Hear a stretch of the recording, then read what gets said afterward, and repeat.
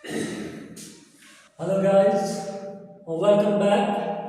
आज का जो हमारा टॉपिक है वो हमारी एक थ्योरम है। कल हमने एक थ्योरम की थी कि जो हमारे सिमिलर ट्राइंगल्स के बारे में हमने एक थ्योरम की थी कि अगर कोई भी दो ट्राइंगल्स हैं जिसमें हमारे तीनों एंगल्स जो है वो सेम है, हमें बताना है कि उनकी जो साइड्स का रेशियो है वो भी बराबर है, तो ट्राइंगल जो है वो सिमिलर बन जाएगी। आज की हमारी थ्योरम रहने वाली है कि अगर दो ट्राइंगल की जो हमारे पास साइड्स है उनका रेशियो अगर बराबर है, हमें बताना है कि उनके एंगल्स भी जो है दो ट्राइंगल्स एंगल बराबर होंगे और फिर ट्राइंगल जो हमारे सिमिलर हो जाएंगे। तो इस थ्योरम की स्टेटमेंट क्या है? If in two triangles side of one triangle are proportional to side of other triangle then their corresponding angles are equal and triangles are similar। तो दिया है कि जो हमारे साइड है, एक ट्राइंगल की जो साइड्स है वो प्रोपोर्शनल होगी दूसरी ट्राइंगल की साइड्स।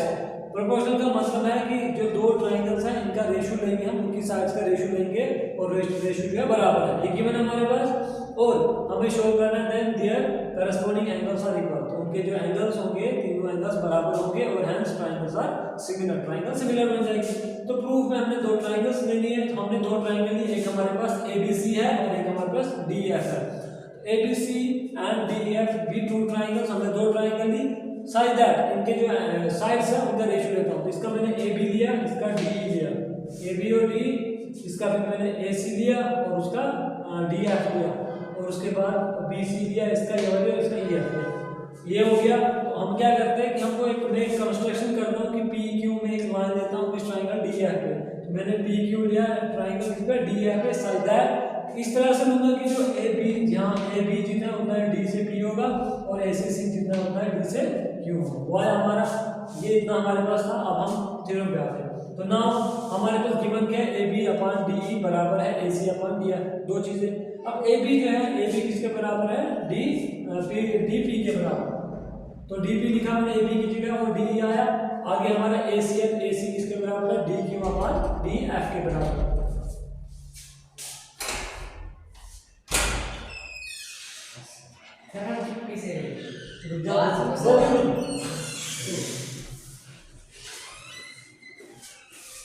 तो हम कहाँ पे थे कि हमारी जो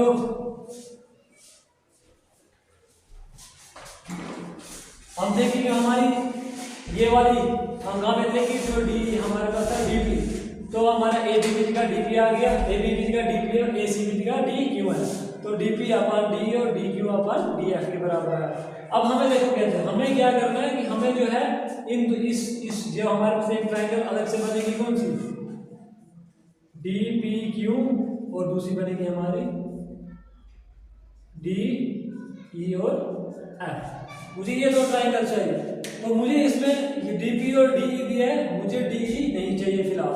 तो मुझे क्या करना है? DE को मुझे बनाना है। देखो अगर इस ट्राइंगल को मुझे लगाना है बेसिक प्रोपोर्शनल थ्योरम, तो मुझे DP चाहिए और PE चाहिए। तो PE मेरे पास है नहीं, मेरे पास D है, तो DE को ही मुझे PE बनाना है। इसलिए मैं क्या करता हूँ, इसका रेसिप्रोकल कर देता हूँ, तो ये ऊपर आ गया DE और नीचे आ DP इक्वल टू, इधर भी रेसिप्रोकल कर दिया DF और DQ।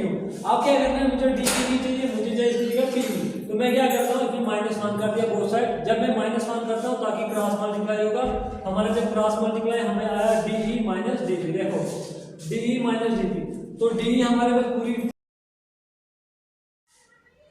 ठीक, तो हमारा था DE माइनस DP, तो DE कितना हमारे पास? DE पूरा था, DE में से हम जब DP निकाल देंगे हमारे पास बन जाएगा PE, तो PE आ गया यहाँ पे और DP नीचे रहेगा। फिर हमारा पूरी लाइन थी QF, तो Q से F, Q F में से मैंने DQ निकाल दिया, तो ये वाली साइड जब मैं निकालूंगा फिर ये वाली बच जाएगी, तो ये हमारे पास QF के बराबर है, तो QF आया हमारे पास DQ। अब मुझे बेसिक प्रोपोर्शनल थ्योरम लगानी है, तो DQ ऊपर चाहिए और PE नीचे चाहिए। तो DP जो है मेरा, मैं इसका रेसिप्रोकल कर दूंगा, तो आएगा DP अपॉन PE, इधर भी रेसिप्रोकल कर दिया DQ अपॉन QF के बराबर। तो आप देखा हमारे पास जो ट्राइंगल्स है, ट्राइंगल्स के जो रेशियोज के साइड के रेशियो है वो हमारे पास बराबर है। तो जब बराबर होगा तो हमारी जो है बेसिक प्रोपोर्शनल थ्योरम क्या होती है? जब हमारे पास लाइंस क्या होंगी? लाइंस हमारे पास पैरेलल होगी, तो PQ जो है इसके पैरेलल होगी, EF के पैरेलल होगी। तो जब पैरेलल हो जाएगी,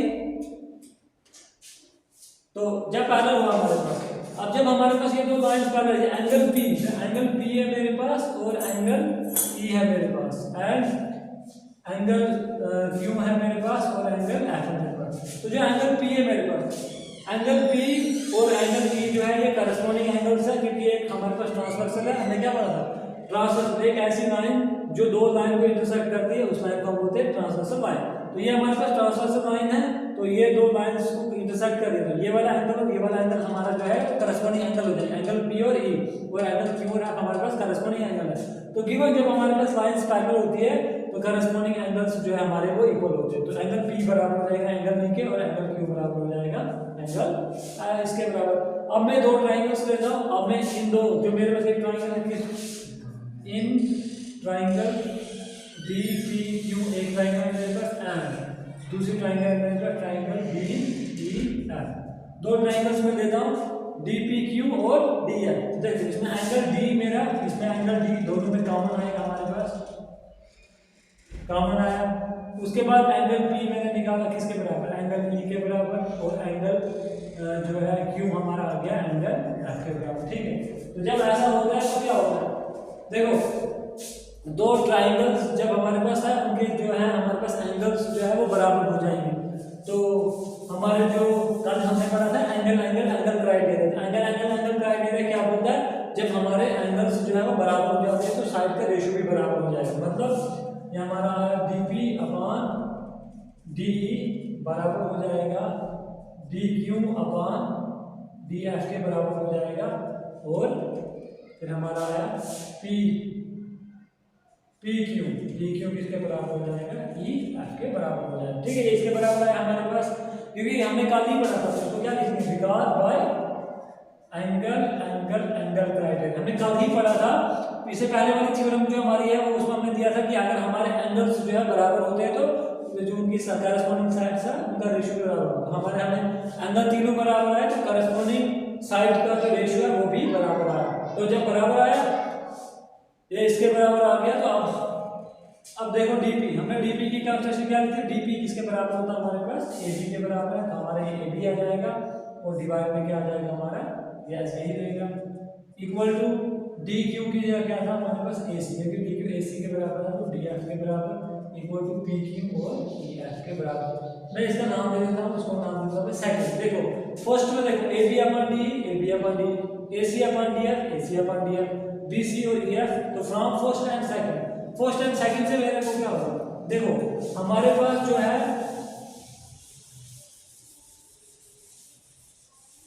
अगर हम फर्स्ट एंड सेकंड में देखेंगे ये दो दो हमारे पास बराबर है, इसका मतलब थर्ड वाले भी हमारे पास बराबर होगी।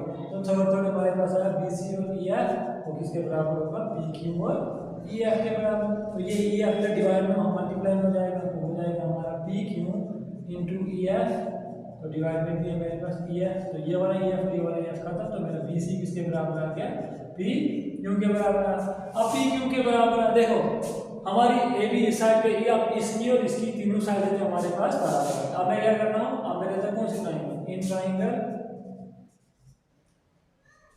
ए B C and triangle D B Q. हमारे पास ये दो ट्राइंगल्स हैं ए बी सी और D B Q. A B C में मेरी जो ए बी साइड है वो किसके बराबर है, डी बी के बराबर, ठीक कामा, और उसके बाद ए सी जो है वो किसके बराबर आ गया, वो आ गया हमारा डी एफ के बराबर, डी यू के बराबर, एंड और जो मेरा बी सी है वो भी हमने किसके बराबर कर दिया, बी सी भी हमारा आ गया